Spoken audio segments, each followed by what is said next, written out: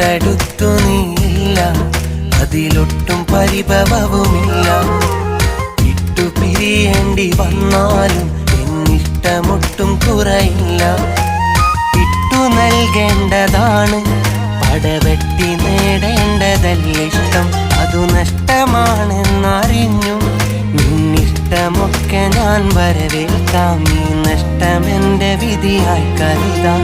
തൊട്ടടുത്തു നീയില്ല, അതിലൊട്ടും പരിഭവവുമില്ല. വിട്ടുപിരിയേണ്ടി വന്നാലും എന്നിഷ്ടമൊട്ടും കുറയില്ല.